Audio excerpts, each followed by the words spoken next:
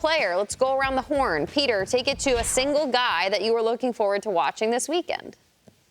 You know what would silence a lot of things in Philly? A really good win in New Orleans, and Jalen Hurts can do that. Jalen Hurts can say, you know what, I am one of the highest paid quarterbacks in the league. I am a guy who had one of the greatest Super Bowl performances ever.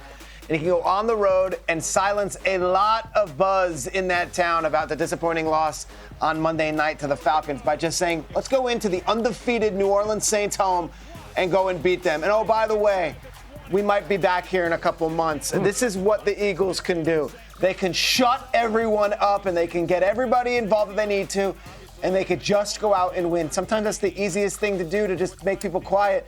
You thought the win in Brazil was going to do it, but then the loss was so dramatic Monday night that we're right back to where we were before the start of the season, where we're still wondering what's up with these Eagles. Gosh, they should be 2-0. We should be celebrating them.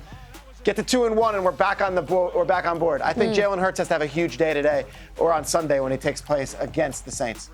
Yeah, the one player I'm looking for and looking at is Mr. T.J. Watt. We've got the battle of the undefeateds going here, but he's going up against a very, very big rookie in Joe Alt. We talked about that, but, I mean, just the incredible career he's had going into his 8th season. Last year, coming off of that 19-sack season, that's a lot of sacks. Like that is not easy to do, but he continues to produce every single year, every single game. So I love this matchup, and I'm going to be watching this to see how he handles the young talent, but he is an unstoppable force for sure. And Justin Herbert has kind of a wonky ankle right now, which would stress anybody out, but T.J. Watt smiles at things like that. There's something that's stressing me out, and it's the fact that the Baltimore Ravens have to go to Dallas. And frankly, I would feel better for the outcome of the Ravens for this game if Dallas was flying high. But the problem is Dallas got beat bad last weekend at home. So now they're coming with a vengeance. The Ravens are playing desperate football. Lamar Jackson goes to Jerry World for the first time in his career. He's in this ridiculous stat that no one wants to talk about with Kurt Warner, who's a colleague at the network who hates this stat, which is the reigning MVP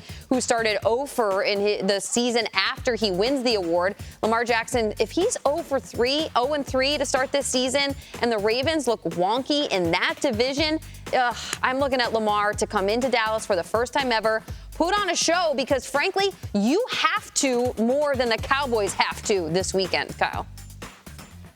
They do. And listen, for somebody who has a lot of have to going on right now, I'm going to refer to, and for my choice, we're in New York City.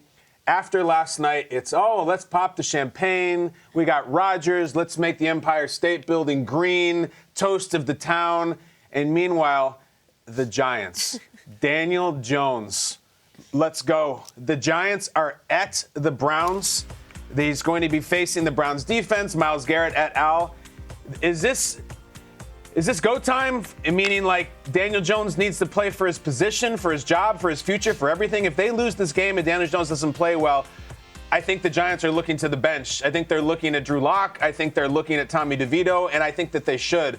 This is one of the biggest games of Daniel Jones' career, and if you've ever needed a guy to step up and say, enough of this crap, I'm a first-round pick, I've been with this team for years, and I'm going to have a game, this is it. It's not the defense or the location I would want to do it at, but maybe it's perfect. It might actually be better for him that he's away from the home fans, that he's not in MetLife, because this is go time. I'm thinking of the movie Rounders, when the Ed Norton character says, it's highway time with the keys, like, we got to get the hell out of here before we get beat down in a parking lot. Daniel Jones, it's highway time, man. If you have a game in you, don't save it. This is the one. I can't think of a player in the NFL who needs a game right now more than Daniel Jones does.